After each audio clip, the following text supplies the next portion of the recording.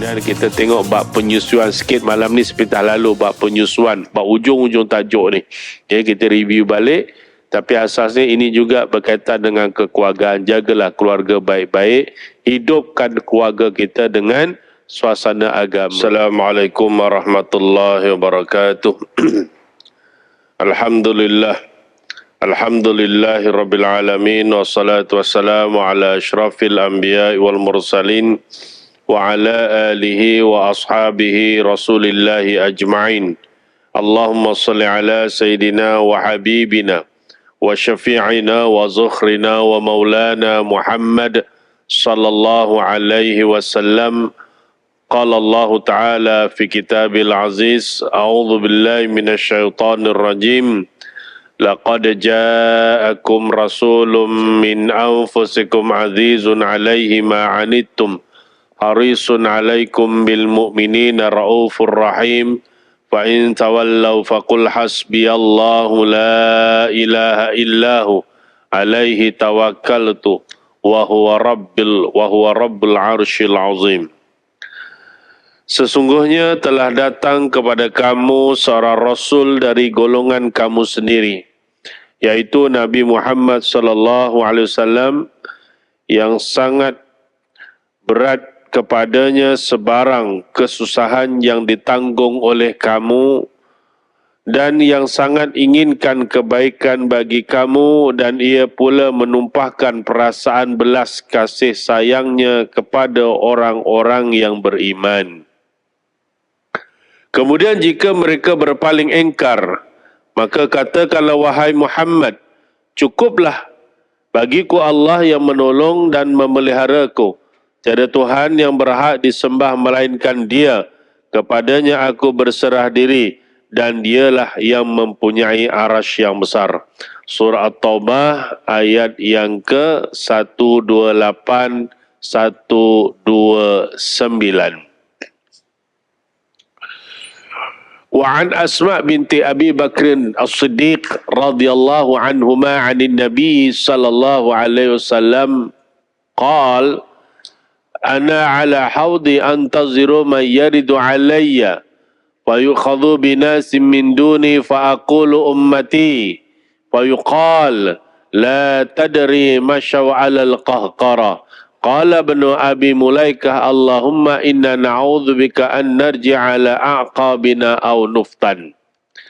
Daripada Asma binti Abu Bakar As-Siddiq radhiyallahu anhuma berkata, Rasulullah sallallahu alaihi wasallam bersabda, ketika aku sedang berdiri di tepi telagaku, yakni telaga Al-Kausar, yaitu pada hari kiamat nanti, sambil menunggu orang-orang yang datang meminum daripadanya, maka tiba-tiba ada orang-orang yang disekat daripada sampai ke sisiku, yakni ke tepi telagaku.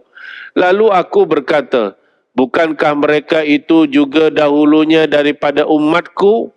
Maka dikatakan orang kepadaku, ya benar, tetapi engkau tidak mengetahui bahawa mereka setelah itu kembali ke belakang, yakni berpaling tadah atau meninggalkan ajaranmu. Berkata Ibnu Abi Mulaikah, salah seorang daripada perawi hadis, ya Allah, kami berlindung denganmu daripada kembali kepada kekufuran, atau kami diuji dengan ujian yang berat. Hadis riwayat Bukhari. Ada satu doa ni tuan-tuan, kalau boleh dihafal dibaca. Allahumma inna na'udzubika an narji'a ala aqabina aw nuftan. Minta dengan Allah Ta'ala supaya kita ini berlindung daripada sebarang bentuk kekufuran, ya, dan juga daripada ujian-ujian yang berat. Sadaqallah wa rasuluh.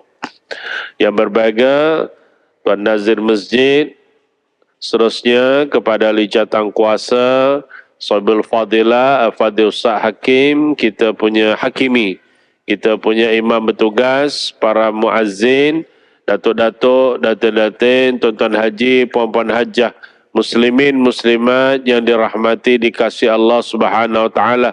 Didoakan sentiasa dalam keadaan sehat walafiat, dianugerahkan kelapangan hati, ketenangan jiwa, rezeki yang baik, kesihatan yang baik, diterima segala amal ibadah dan diampunkan segala dosa dan dipertemukan dengan baginda Nabi sallallahu alaihi wasallam di syurga. Amin. Apa khabar tuan-tuan? Sehat? Waras? Alhamdulillah. Baik, kita mulakan majlis ilmu pada malam ini agar lebih diberkati Allah. Di samping kita mengirimkan barakah fatihahnya kepada junjungan besar baginda Nabi SAW, ahli keluarga, sahabat baginda, kedua orang tua kita, muslimin, muslimat, sama ada yang masih atau terlebih dahulu meninggalkan kita. Dan kepada diri kita juga, mudah-mudahan Allah sentiasa merahmati kita. Al-Fatihah. A'udzubillahi minasyaitanirrajim. Bismillahirrahmanirrahim. Alhamdulillahirabbil alamin. Arrahmanirrahim. Maliki yaumiddin. Iyyaka na'budu wa iyyaka nasta'in. Ihdinas siratal mustaqim. Siratal ladzina an'amta 'alaihim ghairil maghdubi 'alaihim waladdallin. Amin.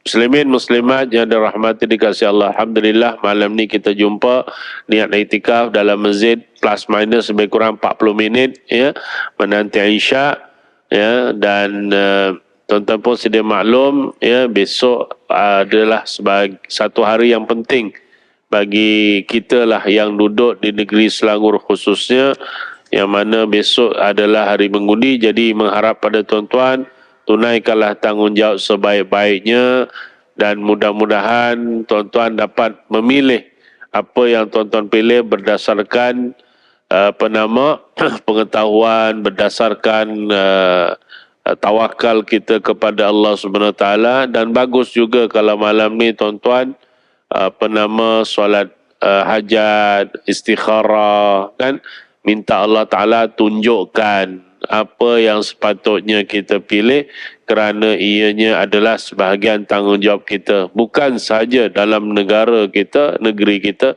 tanggungjawab kita kepada Allah Subhanahu Wa Taala tetap ada perkiraannya. Jadi mudah-mudahan bertawakallah kepada Allah Subhanahu Wa Taala dan mudah-mudahan pilihan adalah yang terbaik, insya-Allah ya. Baik, malam ni kita sambung lagi perbincangan berkaitan dengan fiqh munakat. Tak mau cerita undi panjang-panjang lah ya. Kan kita bukan kuliah pasal undi kan. Tuan-tuan pun dah pakat dah al-maklum wal-faham, jadi tunaikan tanggungjawab je lah ya. Nak undi apa terpulang ya. Tapi harapan kita adalah mudah-mudahan kita menjadi negeri negara yang baldatun tayyibatun wa rabbun ghafur ya. Negeri yang baik, yang tenang, yang aman ya, dan negeri juga yang sentiasa beroleh keampunan daripada Allah Subhanahu Wa Taala ya. Jadi kalau tuan-tuan tengok ayat tu, dia cerita dalam surah Saba, surah yang ke-34 ya, 34 selesai. Ayatnya 54, tak banyak. Tapi di situ cerita Sabak tu cerita tentang kerajaan, cerita tentang nama-nama raja dan penduduknya dikenali sebagai kerajaan Sabak lah ya. Tapi yang hebatnya sampai Allah sebut tuan-tuan ya, tercebut pula. Tak apalah, itu pun tadabbur Quran kan. Sebab baru ni ada juga buka tengok balik, rupanya kerajaan Sabah ni tuan-tuan kerajaan yang sangat hebat ya, sangat hebat ya, pemimpinnya hebat, negara negerinya hebat di sebelah Yaman. Dan yang paling hebat tuan-tuan, Allah mengurniakan kelebihan dengan tanaman yang sangat luar biasa suburnya ya. Sebab pemimpin raja-rajanya hebat ya, setiap zaman dia tu hebat hingga mereka mampu membina empangan yang hebat ya. Empangan yang hebat tuan-tuan, empangan tu hebat, airnya itu dimanfaatkan, kesuburannya luar biasa, tanamannya luar biasa. Tuan-tuan tengok dalam tafsir, sangat hebat ya, buah-buahannya sangat luar biasa sampai peringkat disebut tuan-tuan tidak ada buah-buah yang rosak. Tak ada tuan-tuan. Kalau tanam buah-buahan ke tanam apa, tak ada yang rosak. Tak ada pakai apa-apa pun, tak ada yang rosak. Sebab dikatakan sampai peringkat tak ada binatang yang boleh merosakkan tumbuhan-tumbuhan mereka, buah-buahan. Tak ada tuan-tuan. Binatang-binatang mungkin kalau kita hari ini ada serangga itu, serangga ini, tak ada. Tak ada. Maknanya tanah yang subur, pokok yang hebat, buahnya luar biasa. Sampai disebut tuan-tuan, kalau tuan-tuan ada pokok buah lah dekat kampung kan, buah rambutan, kita buah, Jawa kata buahnya gembel. Tahu gembel? Buahnya banyak. Lebat lah kalau orang Melayu kata lebat. Buahnya banyak tuan-tuan. Tapi kita petik tu rasa seronok kan, petik seronok. Dekat sana tuan-tuan diceritakan kerajaan Sabak, dia punya buah kalau berbuah tuan-tuan, tak payah pening-pening nak petik tuan-tuan. Disebut orang yang nak petik buah tu hanya bawa bakul tuan-tuan, bawa bakul, lalu di bawah pohon-pohon buah tadi tu, punyalah banyak, punyalah hebat buah yang Allah cipta ni tuan-tuan. Buahnya tak payah petik, dia lalu je, katalah buah apple ke, buah limau ke, anggur ke, lalu je tuan-tuan, buah-buah tu boleh jatuh sendiri atas bakul mereka. Orang payah dipek, orang payah puntel, orang payah dikait, orang payah disogrok. Paham sudah.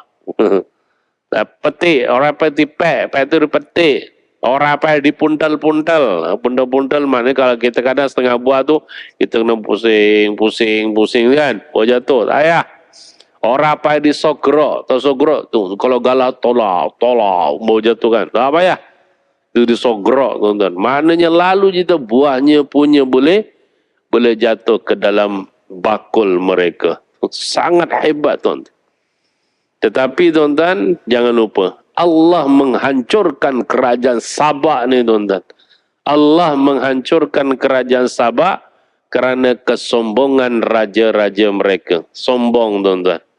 Dan tahu kan, dia dihancurkan oleh Allah Ta'ala dengan banjir yang sangat luar biasa.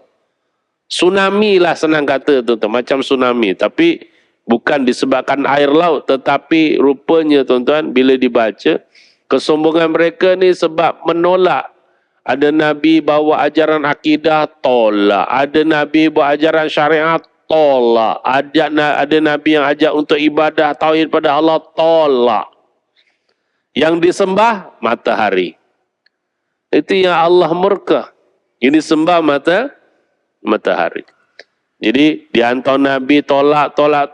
Akhirnya Allah menghantar satu jenis binatang. Kalau logiknya dia kecil je. Tetapi Allah menghantar binatang ini besar saiznya hingga mereka boleh menggigit batu-batu di empangan yang dibuat. Akhirnya bila digigit tuan-tuan. Akhirnya berlakulah satu lubang dan akhirnya lalulah lubang itu membesar dan pecah empangan tu. Akhirnya habislah penduduk Sabak. Tahu binatang apa tuan-tuan yang dihantar? Tuan-tuan rasa binatang apa? Tak ingat tak apa. Jangan usah hati tuan-tuan. Biasalah. Kuliah ni senang ya. Saya tanya, saya jawab. Saya tanya, saya jawab. Tuan-tuan yang pening kepala lah. Kalau ada masalah apa, tuan-tuan tengok dalam kitab. Ada. Allah menghantar tikus. Allah menghantar tikus-tikus. Tapi tikus ini katakan besar. Kalau dalam tafsir, saya lupa nama tikus tu. Disebut dalam tafsir. Ya, nama tikus tuan-tuan, tikus tu dia boleh menggigit batu-batu hingga lubang, akhirnya berlaku pecahan kepada empangan dan habislah mereka. Ya, nampak tak? Jadi buat kita pengajaran berada di dalam negara negeri yang aman, yang baik ni tuan-tuan, berusahalah berkekalan dalam keadaan keamanan dengan tetap menjaga hubungan dengan Allah Subhanahu wa taala. Melaksanakan perintahnya, tinggalkan larangannya. Apa saja usaha-usaha yang merosakkan akidah syariat dan yang merosakkan kehebatan Islam itu sendiri, jangan sampai hilang. Ya, sebab hari ini tuan-tuan pun tahulah ya tentang ajaran sesat. Saya tetap sebut walaupun mungkin tuan-tuan tahu, sebab mana Masjid Surau ada kuliah, saya sebut sikit-sikit, ingatkan. Sebab terkait tadi tuan-tuan, Allah bagi nikmatnya banyak, lawan Allah, syirik dengan Allah, Allah murka. Jangan lupa yang itu. Ya, sebab hari ini pun kita tahu sampai sekarang masih lagi orang berpegang dengan ajaran-ajaran yang sangat terang-terang menyeleweng pun mengikut. termasuklah yang terbaru, bukan baru pun sebenarnya, dah beberapa tahun dah sebenarnya, cuma dia meletup bila dia buat TikTok ataupun live, kan, tuan-tuan tahu kan. Itu pun masyarakat Malaysia terkejut. Ada lagi orang macam ni, tuan-tuan, dan kenyataan dalam ajaran tersebut sangat bercanggah dengan akidah ahli sunnah wal jamaah, dan kita harap mereka bertaubat. Itu saja. Itu saja. Kita harap bertaubat, kita doakan dia bertaubat. Kalau tak ada, tuan-tuan, kecuali dia illa majnun, kecuali mereka yang gila, maka percakapannya tidak diterima. Tapi kita tak yakin pun kata ayat-ayat begitu orang gila, sebab tengok gayanya waras. Sampai peringkat menghina Nabi SAW dengan satu penghinaan yang sangat luar biasa kalau tuan-tuan baca. Tahu kan maksud saya ajaran apa kan? Sihat kan? Tuan-tuan tahu kan? Kan? Mengaku, mendakwa Nabi Muhammad itu sampai peringkat Tuhan. Kemudian sampai mengatakan Nabi kita Muhammad SAW tak ada kemaluan dan sebagainya. Ini semua satu memang ajaran yang sangat bercanggah. Dia tafsir Quran sesuka-suka hati dia. Sampai dia katakan Nabi Adam turun kat dunia ni bukan makan buah khuldi. Kita pun tengok dalam tafsir, bukan Nabi Adam nama makan buah khuldi, tak. Tapi kita masyhur nama buah khuldi tu. Tapi dalam tafsir bukan nama buah khuldi. Pohon tu, pohon khuldi tu ada di syurga. Pohon tu memang dah ada kat syurga dah.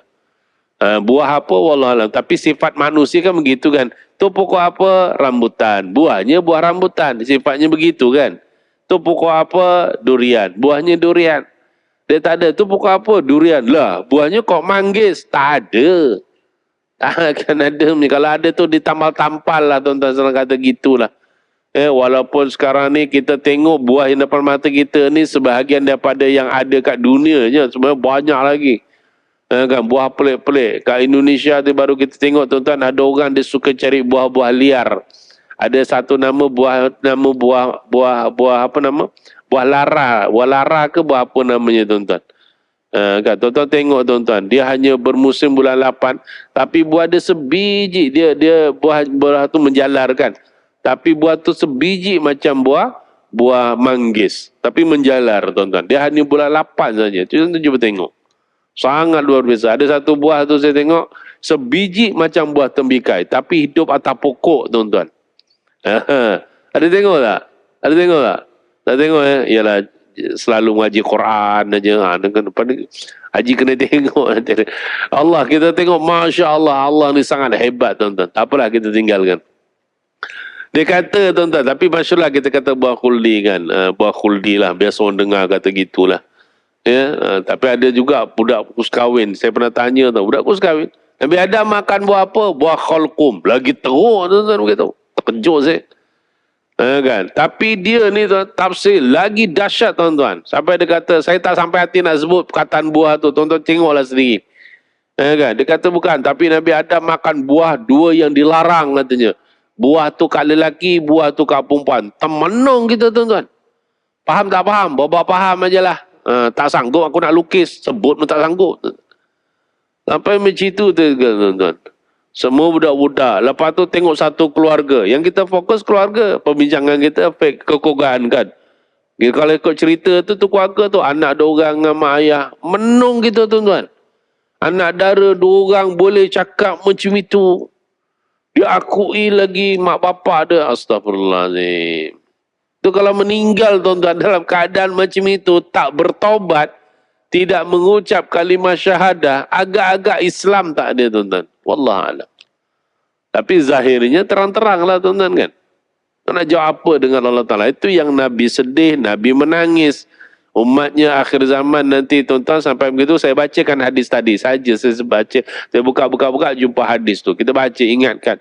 Yang Nabi tunggu. Besok Nabi tunggu dekat telaga, tunggu. Sedangkan Nabi pun dah tahu ramai umatnya yang dihalang. Dia tahu ramai umatnya dihumban dalam neraka.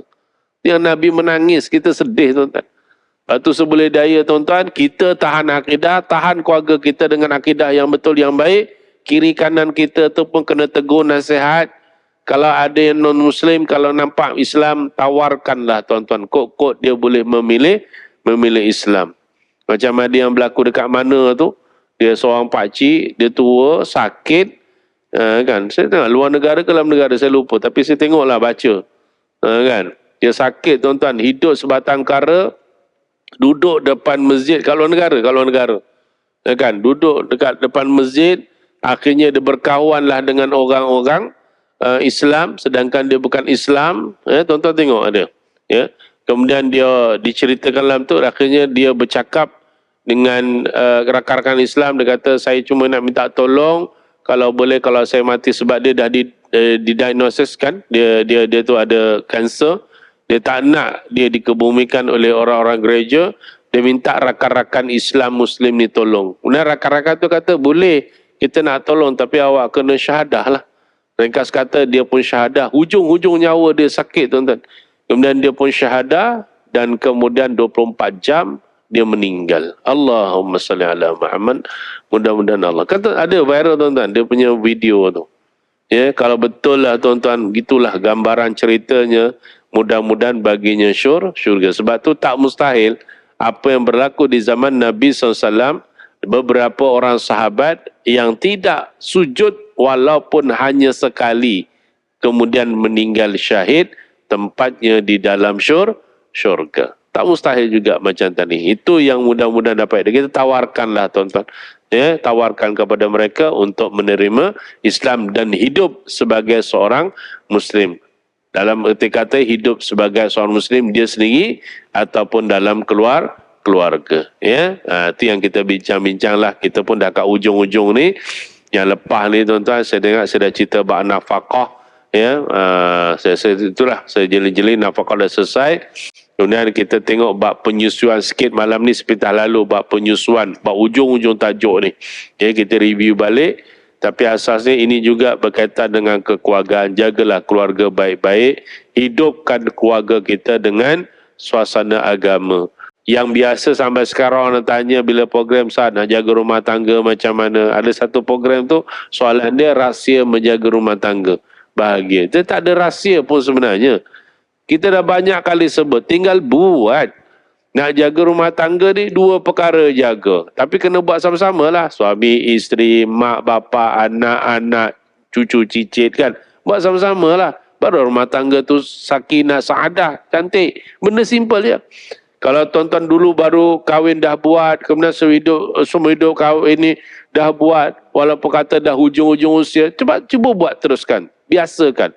Perkara yang biasa. Benda biasa, buat je terus. Ya kan? Satu dalam konteks ibadah. Ya kan? Macam tuan-tuan saya percayalah, saya yakin di antara tuan-tuan ni ada yang memang dah menjadi kebiasaan. Daripada dulu baru kahwin sampai dah kahwin 10 tahun, 20 tahun, ini 30 tahun. Mungkin ada 40 tahun, dah menjadi kebiasaan. Mana tuan-tuan duduk, ada masjid, suami, isteri naik motor, naik kereta, sama-sama pergi masjid. Bagus, teruskan. Mungkin dulu tak duduk USJ. USJ ni mungkin kalau 30 tahun dulu saya rasa macam ada tak ada je. Kod lah saya rasa. Mungkin dulu duduk di tempat lain. Tapi macam itu kebiasaannya pindah USJ, masjid cantik.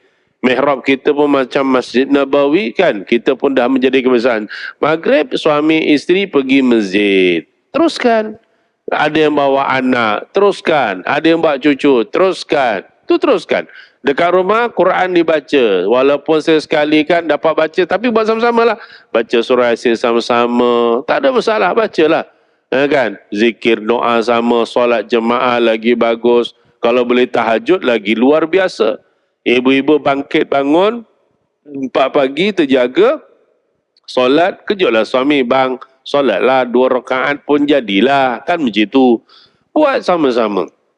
Ya kan? Itu cara menghidupkan suasana dan rumah tangga yang bagus. Buat sama-sama insya-Allah. Jadi cantiklah. Dan satu konteks lagi muamalat dia. Muasyarah dia. Ya kan? Muamalat dia dengan muasyarah dia dalam rumah tangga. Ya, daripada kita tidur sampai kita tidur sama. Buatlah sama-sama. Kan? Tidur sama, bangun sama, sarapan sama. Ya kan? Pergi kerja sama-sama. Yang kerja lah. Yang kerja sama-sama. Sebab ada je saya tengok yang kerja sama-sama pergi kerja sekali. Okey, tak ada masalah. Tapi kalau seorang kerja Kelang, seorang kerja dekat Seremban, macam mana nak pergi sama, mungkin lain lah track dia, tak apalah. Kan? Kerja sama-sama, nanti pergi pasar sama-sama. Lagi apa? shopping sama-sama, medang, lepak, sama-sama, tengok TV sama-sama, anak cucu, kan bagus macam itu. Benda tu, perkara tu diteruskan, cantik lah. Ini realitinya, masalahnya dah tak ada sama-sama dah Ustaz. Makan sendiri-sendiri, tak cantik lah. Kan, makan sendiri-sendiri. Bukan tak boleh, bukan mesti makan hari-hari sama, dah. Yang boleh hari-hari sama, macam tuan-tuan setting. Balik masjid, sembahyang, kat rumah, pergi dapur, makan sama-sama. Dah menjadi kebiasaan, teruskan lah, bagus. Kan, itu bagus. Kan, cuma teguran sikit ni pasal kita banyak jumpa, dia tunggu juga, Ustaz saya makan, tapi tak ada adab. Atau tak ada adab. Orang muda, orang sekarang lah ya. Banyak saya jumpa dah. Dia teman suami makan. Ada bagus. Tapi suami makan, dia ni. Macam ni. Ni. Kan. Tumtama cakap lah. Tinggalkanlah sekejap. Kurang akhlak lah. Lembut sikit lah ya. Lembut sikit lah. Kau kata kurang ajar, kasar sangat. Marah. Apa kurang ajar? Marah. Tapi biarlah. Bahasa lembut sikit. Kurang berakhlak. Kurang sopan. Makan dengan suami, teman kan. Dia tak makan dah, kenyang dah. Contoh suami balik lewat, kata suami makan, duduk. Sembang sikit. Handphone tutup sebelah. Tak kira lah, kau apa pangkat, apa sebagainya. CEO ke, apa benda ke. Itu kat luar. Dekat rumah ni suami raja kita. Teman kan dia makan, duduk handphone tutup sebelah. Tutup handphone. Ni suami makan handphone lagi. Macam mana? Kan? Bukan USJ sini ya. USJ dekat Zimbabwe sana. Sini tak. Sini kalau suami makan zikir dia. Astagfirullah, astagfirullah, astagfirullah. Apa kau zikir? Yalah abang makan duit haram, main judi. Berat juga. Kan? Isteri makan, kita tak makan. Isteri makan, kita makan sikit-sikit kan. Handphone tutup lah tuan-tuan. Sembang dengan isteri sikit. Ini handphone. Ini masalah ni. Masalah ni tuan-tuan. Mulakan sedikit-sedikit. Bukanlah makan lama sangat pun. Kan sembang sikit. Kan tengok handphone, nak tidur sekejap. Saya pun tengok juga. Bukan tak tengok. Kadang-kadang lagi hari kerja kan. Kadang-kadang bos hantar besok pagi. Kadang-kadang banyak kali kita jumpa. Besok pagi tolong ganti meeting ni kan. Kita pun tengok. Okey dah lah. Sekejap. Dah. Ini sampai terlelap. Sampai handphone jatuh kat muka tidur. Benda ni. Kan? Tak cantik lah. Dari segi tak cantik tuan-tuan. Dari segi hubungan. TV tengok. Tapi bukan tengok TV. Tengok handphone juga. Tak kena. Kan? Drive sama-sama. Nak balik kampung. Besok ngundi kan. Besok ngundi kat mana? No. Sabah Peram sana. Jawa, Jerman, Piau. Wak Supinah, Supanoh. Kan? Jawa tu kan. Balik nyembang lah. Cerita yang bagus. Tapi jangan, ini saya tak dengar lagi. Yang lepas-lepas pun bergaduh tuan-tuan. Seorang parti kuda, seorang parti harimau kau. Bergaduh tuan-tuan. Benda. Itu pun jadi isu. Dekat luar balik tanggal baju tu. Jangan dibawa. Ini cadar pun dia letak cadar gambar parti dia. Apa benda ni? Stres saya Ustaz. La ilaha illallah. Jangan. Ya kan, sebab kita nak jaga kerukunan rumah. Balik sahabat pernam, sembang lah. Alhamdulillah bang, jalannya cantik. Ini kan ada rumah Mak Angah sini, rumah Mak Long sini. Lama kita cakap Jawa kan, sama kan. Paman ni ke, wak isu lah, di parah ni ke. Alah usreneng, lah kan anak tunggal-tunggal sepupu ni, di parah ni, lo patut ko mampir yo. Nyembang Jawa, sahabat pernam. Kan bagus. Ini suami bawa telefon, bawa kredit, bawa kereta kan dengan dalam mata rabu-rabu semen mata naik turun. Bini begini Benda ni. Kurangkan, bukan saya kata tidak, kurangkan. Kalau tak perlu kan, itu cara bagaimana kita berterusanlah tuan-tuan. Insya-Allah taala. Mudah-mudahan tak jadilah macam yang dikatunkan. Tuan-tuan ada tengok dikatunkan? Kan ada cerita suami isteri tidur, suaminya memonggongkan isteri dia. Faham istilah memonggongkan Memonggongkan isteri dia, isterinya tengok tidur dalam katun, tengok sedih je. Suaminya impun. Tahu-tahu isterinya meninggal. Dah baru pegang gambar isteri. Apa benda ni? Kalau boleh jangan tuan-tuan. Kita nasihatkan jangan. Tidurlah sama-sama. Kan bagus suami isteri. Yang tak pernah tidur sama, bincang balik. Bincang dulu. Jangan WhatsApp yang ustaz wajibkan tidur suami isteri. Kawan tu terkelip. Bincang elok-elok. Kan? Sebab kita nak menjaga rumah tangga kita dengan baik, supaya tidak berlaku perkara-perkara yang tidak baik tanpa disedari. Ya, kalau sedar awal tak apa. Macam saya ceritakan, yang kahwin baru 7 bulan, telefon, Ustaz, macam mana suami saya rupanya ajaran sesat lah Ustaz. Kata gitulah konten. Kenapa macam mana tahu? Sebab saya rasa dia cara sembahyang lain. By phone ni. Kan, cara sembahyang lain. Dan paling ketara, dia cakap, saya rasa suami saya Syiah ni Ustaz. Pasal apa? Sebab masa sembahyang, dia letak batu Karbala letak depan sujud. Habis. Ini cerita betul ni. Batu Karbala. Ada yang bawa tak? Contoh seorang. Masa ni kata. Contoh kan. Ini kan menjadi masalah dalam keluarga. Kita tak andalah benda-benda begitu insyaAllah ya. Baik. Okey tuan-tuan, kita walaupun dalam masa ada 20 minit lagi, tetap kita ambil satu tajuk ni. Sebab kita sebentar lalu ya. Jadi kita tengok satu tajuk malam ni dalam bab radha'ah. Ni ujung-ujung dah tuan-tuan. Ada satu dua tajuk betul dah. Bab radha'ah iaitu bab penyusuan. Ya. Baik, dari segi fiqah disebut kat sini ialah bab radha'ah ni penyusuan. Dari segi istilah syarak ialah nama perbuatan yang dilakukan untuk mendapatkan susu seorang perempuan atau susu yang masuk ke dalam perut atau mengesani otak seseorang kanak-kanak. Ya, itu fiqah sebutlah dalam kitab ni. Tapi asasnya kita mudah, mana seorang baby yang menyusu dengan seorang perempuan. Ya, sama ada direct atau indirect. Direct tu maknanya dia terus menetik pada perempuan tersebut. Kalau tidak, mungkin dia akan perah masuk dalam botol, dia akan transfer. Itu pun okey, tak ada masalah. Cuma baru ni ada sembang sikit lah. Dato' Ustaz, saya dengar kalau perempuan tu tak berkahwin, kan, kemudian dia makan ubat, keluar air susu, dia menyusukan budak tu, dia tak jadi anak susuan dia sebab tak berkahwin. Saya senyum. Setakat yang saya mengaji, yang saya belajar lama tuan-tuan, cara macam mana asalkan perempuan tersebut, dia teknologi kan. Kalau dulu memanglah, kan, tak terfikir kita macam mana hari ini akhir zaman Allah memberikan kelebihan pada manusia untuk mencipta ubat, buatlah itu, buat ini, akhirnya walaupun tak berkahwin boleh mengeluarkan susu. Ada. Walaupun dia kahwin tapi tak mengandung, dia tak yang biasa kalau dulu kan, dia kalau kahwin, mengandung, ada baby, baru keluar susu, nanti orang tumpangkan, itu orang kata nature ataupun normal punya proses biasa. Tapi hari ini tak tuan-tuan. Dan saya bila sebut ni, saya yakin mungkin tuan-tuan boleh teringat, oh lah kakak aku, adik aku benda gitu. Sebab saya sebut dah berapa kes dah ni. Ya, ada seorang perempuan tu, dengan kehendak Allah Ta'ala, dia kahwin tuan-tuan, kahwin, tak ada anak tuan-tuan. Tak ada anak, usaha dah macam-macam belum dapat anak. Tak apalah, tapi dia sabarlah. Suami tu sabar, tak apa, usaha lagi. Ada sekali gugur, sabar, usaha. Itu yang sabar, yang tak sabar, kahwin lagi. Dia punya tu, lain aja ujung ayat dia tu. Kahwin lagi. Bininya kata, kalau berani, lain macam pula ayatnya. Terpulanglah. Sebab ada yang kata cuba, kalau mengandung maknanya kau bermasalah. Iyalah kalau berani. Kalau tak berani, terpulanglah.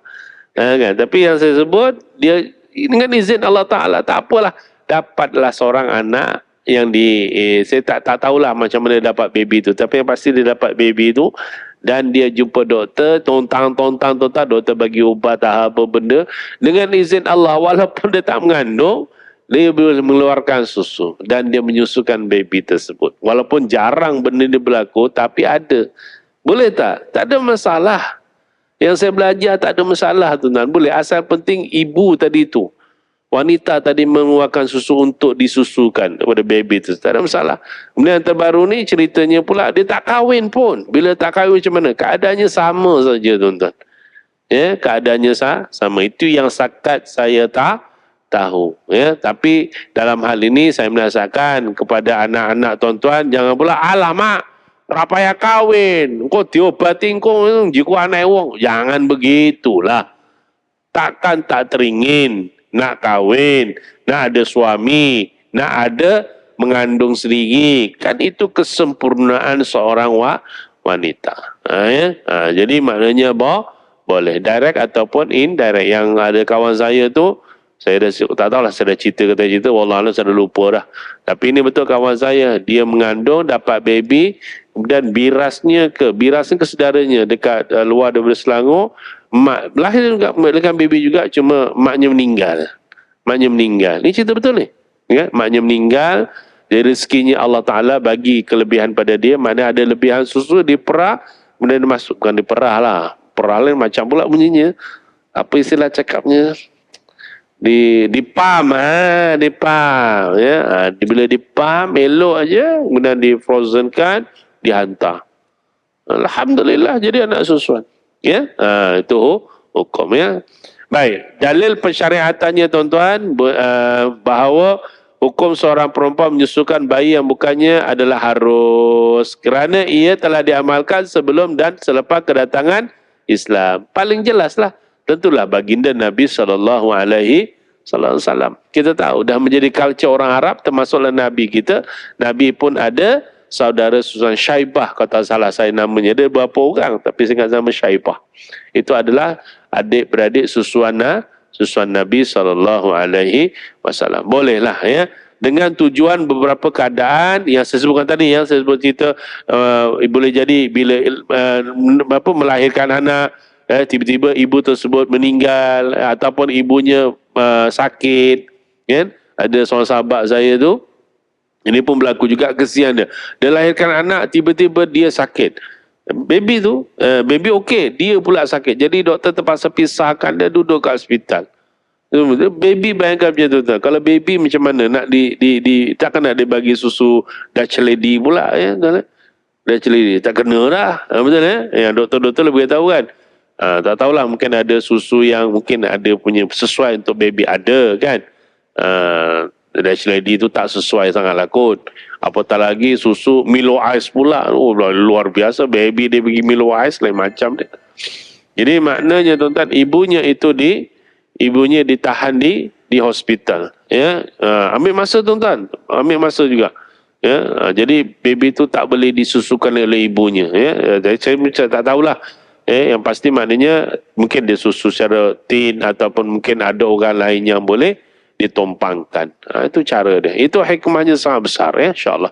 Baik, ayat Quran tuan-tuan boleh ditengok di beberapa ayat Quran. Ya, salah satunya ada Quran boleh tengok ya, bila buka dapat pahala kan, dapat pahala, baca pun dapat pahala. Salah satunya dalam surah At-Talaq ayat 6, surah Al-Baqarah 233 ya, surah At-Talaq ayat 6, surah At-Talaq ya. Surah At-Talaq maksudnya apa? Surah talak lah, surah cerai. Tu semuanya Allah Ta'ala memberatkan dalam hal bab talak ni, sampai Allah sebut perkataan talak tu sebagai satu surah berat. Kalau boleh elakkan lah. Dia tak ada surah nikah, tak ada. Surah nikah tak ada. Tak ada kan? Tak ada. Kalau ada sesat tu. Surah nikah tak ada. Surah poligami lagi tak ada tuan-tuan ya. Yang ada surah talak ya. Surah talak ayat 6. A'udzubillahi minasyaitonirrajim. Wa in ta'asartum fasaturdi'u lahu ukhra. Dan sebaliknya, jika kamu daripada kedua-dua pihak mengalami kesulitan, maka bolehlah perempuan lain menyusukannya. Boleh. Dan Quran ada. Mana satu pensyariatan yang hebat ya. Wa in aradtum an tastardi'u auladakum fala junaha alaikum. Al-Baqarah 233. Dan jika hendak beri anak-anak kamu menyusu kepada orang lain, maka tidaklah ada salahnya ya. Okey, itu jelas ya. Satu lagi, ada lagi Al-Baqarah lagi 233. Betul lah, 233 ayat tu sama diulang balik. Maknanya ayat itu ada dalam Quran, pensyariatan tu jelas ya, insya-Allah ya. Baik, secara ringkasnya tuan-tuan, disebutkan di sini dalam bab penyusuan, iaitu Allah menyebut surah 233 lah, bab penyusuan ini, bab susuan. Dalam fatwa mazhab Syafi'i ada menyebutkan bahawa penyusuan adalah hak ibu, dan dia boleh menyusukan anaknya apabila dia mahu. Ia bukanlah kewajipan ke atasnya. Sebab tu dia ada satu ayat nanti, ibu-ibu yang menyusukan anak boleh mendapat upah daripada suami. Sampai begitu. Maknanya pilihan. Nak susukan boleh, tak susukan pun boleh. Cuma disebut ibu tidak diwajibkan menyusukan anaknya melainkan jika tidak ada orang lain yang boleh menunaikan tanggungjawab tersebut. Ketika itu ibu wajib menyusukan anaknya kerana keadaan terpaksa. Okey, jelas ya? Cuma saya percayalah kebanyakan ibu-ibu sifatnya begitulah, sayang pada anak-anak ya. Maknanya berusahalah dia untuk memberikan susuan kepada anak-anak tersebut ya. Baik, itu satu bab. Kemudian masuk di sini iaitu dalam bab anak susuan ya. Dalam bab anak susuan keadaan dia sama je ya. Hukumnya kita pun dah pernah sebutkan bahawa 5 kali kenyang adalah menjadi syarat bagi penyusuan seorang budak atau baby untuk disabitkan menjadi mahramnya. Itu yang paling masyhur ya. Baik. Jadi hasil daripada kesan penyusuan terhadap hubungan kekeluargaan ya, jadi di sini ada disebut orang-orang yang menjadi mahram. Bahasa mudahnya, orang-orang yang menjadi mahram kepada baby tersebut sekiranya seorang ibu menyusukan baby ya. Yang anak tu selesailah susuan kalau pada ibu pada anak tu selesai. Yang ini kita sebut tentang iaitu anak susuan sebagai maklumat tambahan ya, anak susuan ya. Cuma hukum ada menyebut mana-mana perempuan yang nak menyusukan anak orang lain mesti izin pamit daripada suaminya. Itu wajib ya. Kalau suami tak izin tak boleh, haram ya. Dosanya berat ya. Okey, baik. Jadi secara ringkas tuan-tuan disebutkan di sini ada beberapa golongan orang-orang yang menjadi mahram apabila berlaku penyusuan ya.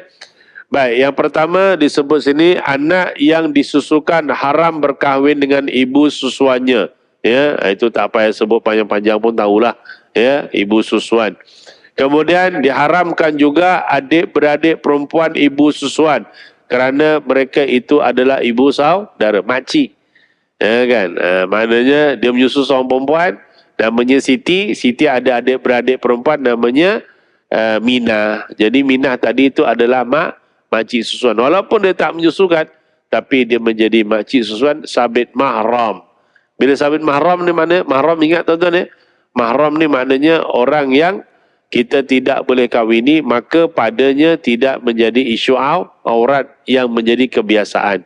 Maknanya kalau kita dengan mak kita, mak boleh buka tudung. Dengan mak susuan, boleh buka tudung.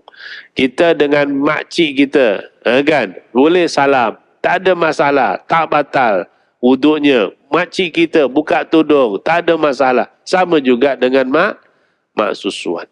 Ya, makcik susuan ya, jelas ya. Baik. Kemudian sarankan lagi sebab dulu kita dah bahas dah lama kau tahu ini sebentar lalunya. Kemudian anak perempuan ibu susuan kerana adik-beradik susuan ya. Anak perempuan susuan, dia menyusu seorang perempuan tu ada anak ya, namanya Siti, maka dia jadi adik-beradik susuan. Cuma yang pernah saya sebut sini saya tak ingatlah. Contoh macam saya kan, saya ada adik-beradik susuan namanya Siti. Saya dengan Siti tak boleh kahwin. Siti pula ada adik-beradik yang lain, ada Mina, ada Fatimah, semua saya tak boleh kahwin sebab mereka adalah adik-beradik susuan saya. Tak boleh. Tapi kalau contoh saya ada adik, nama adik saya Din. Din minat dengan Siti, adik-beradik susuan. Dia boleh kahwin tak? Ini ada kes tu kan? Ada kes itu lagi. Saya ingat sebelum tahun ni lah, cuma awal kot saya lupa lah. Tapi tahun ni. Kan? Boleh tak? Ada kata boleh tak boleh kan? Saya jawab lah. Sekadar ilmu yang saya tahu, jawapannya boleh. Saya kata, ya ke? Ya. Yang tak boleh ni kita. Tapi adik-beradik kita tak ada masalah. Kan? Saya dengan Siti tak boleh adik-beradik susuan. Tapi kalau saya ada adik, namanya Din minat dengan Siti, boleh. Tapi dia tak minat dengan Siti, dia minat dengan Minah pun boleh. Sebab yang haram tu kesimpulannya saya je. Saya je. Adik-beradik saya tak ada. Kan? Itu boleh faham ya? Ini berlaku tuan-tuan ya. Okey. Seterusnya cucu perempuan kepada ibu susuan. Ya. Cucu perempuan kepada ibu susuan. Contohlah ya, sekarang tak adalah nenek tapi dulu kan kita nyusungan dia.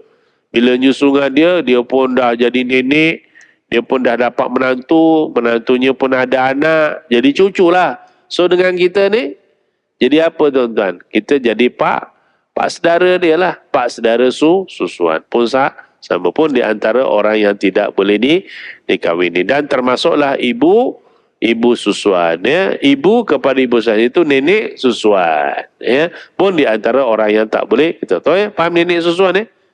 Ya. Baik. Kemudian secara ringkas lagi tuan-tuan, begitu juga penama keturunan bapa susuan. Ya, bapa susuan, keturunan, bukan mak je, bapaknya ya. Contoh seorang lelaki menyusu dengan seorang perempuan namanya Minah ada suami ya, namanya Din. Kan? Jadi kalau misal kata yang menyusu perempuan, itu jadi bapa susuan. Dalam waktu yang sama juga ada beberapa orang yang tak boleh dikahwini, termasuklah adik-beradik perempuan bapa susuan kerana ibu saudara.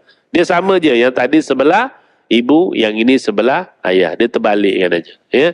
Pun di antara. Kemudian sama juga anak perempuan bapa kepada susuan ya, iaitu disebut sebagai adik-beradik bapa tadi. Makcik jugalah ya, pun tak boleh ya. Kemudian cucu perempuan pun sama tadi sebelah mak, yang ini sebelah bapa. Pun sama juga, cucu pun tak boleh. Kemudian ibu kepada bapa susuan kerana ia adalah nenek. Tadi sebelah mak, yang ini kita ada bapa susuan, bapa kita ada mak lagi, hidup lagi. So mereka adalah nenek susuan kepada budak tadi. Pun tak boleh dikahwini. Dan sifatnya ialah mahram mu'abbadan abadah. Mana selama-lama tak boleh. Jadi kalau selama-lama boleh, salam batal tak? Tak. Boleh buka tudung tak? Boleh. Bawa pergi musafir boleh? Jawapannya boleh ya, tetapi perlu disahkan ya. Saya duk teringat-ingat bila sebut disahkan ni tuan-tuan, dekat Jabat Agama, kalau tuan-tuan yang nak pergi haji kan, contoh kan, ataupun nak pergi umrah, sebab kita dah jumpa dah, dia minta pengesahan mahram dululah. Sebab sekarang ni kebanyakan pergi dengan visa turis kan, visa pelancong kan, dia tak berapa nak minta. Kalau dulu yang bawa pergi visa umrah ni, kalau suami ada isteri, mesti ada dia punya borang, mesti dicop. Kita jumpa. Kan? Yang kalau adik-beradik kan, dia bawa abang dia jadi mahram, pun kita minta pengesahan. Ya, tapi yang saya ingat susuan pun pernah kita jumpa tuan-tuan. Ya, dia kata ni anak susuan saya nak bawa. Ya, boleh tak? Boleh. So, dia isi borang lah, kita siasat apa semua dulu, betul, kita buat hati, maka kita keluarkan satu pengesahan bagi membolehkan dia pergi dengan mahramnya. Ya, itu hukum tuan-tuan. Okey, cuma saya nak tambah sikit.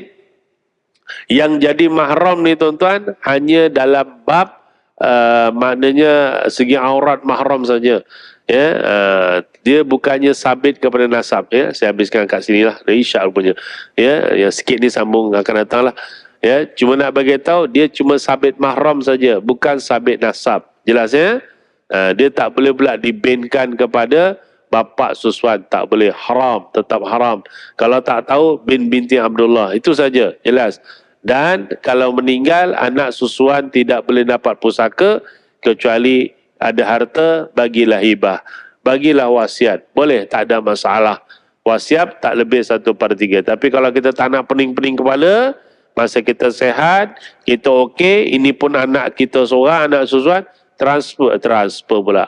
Tukarlah harta siap-siap, rumah ni, kereta ni, bagi pada anak susuan. Hibah namanya, dah selesai dah. Ya, sebab kalau tak bagi, meninggal, dia tak boleh dapat apa-apa. Ya, itu kita nak pesan awal-awal lah. Ya, okey. So, satu lagi tak boleh jadi wali. Ya, kat sini dia tak ada cerita ni tuan-tuan, tapi saya sebutkan dia tidak boleh menjadi wali. Dan kalau dia lelaki, dia tak boleh jadi wali. Dan kalau dia perempuan, dia perlu kepada wali hakim kalau tak ada wali lain, sebab bapa susuan tak boleh jadi wali, adik-beradik susuan juga tak boleh jadi wali. Ya, jelas ya? Dia cuma sabit mahram saja. Sabit mahram sahaja. Okey tuan-tuan saya ingat cukuplah untuk malam ni. Jadi terima kasih, minta maaf terlajak sikit tuan-tuan terlajak sikit, apapun saya ucap terima kasih di atas istiqamah tuan-tuan untuk terus duduk dalam majlis ilmu. Mudah-mudahan sedikit sebanyak memberi peringatan pada saya sendiri khususnya dan pada kita semua untuk tetap berusaha jagalah rumah tangga kita sebaik-baiknya. Mudah-mudahan rumah tangga kita sentiasa diberkati, dirahmati Allah SWT. Kalau kita terpisah kat dunia sekalipun, mudah-mudahan Allah pertemukan kita di akhirat sana. Tetapi yang meninggalkan dunia ini punya anak cucu yang baik-baik, ya, menjadi asbab kita selamat dan tenang di sana insya-Allah. Wallahu a'lam bishawab. Aqulu qali hadza astaghfirullahalazim. Assalamualaikum warahmatullahi wabarakatuh.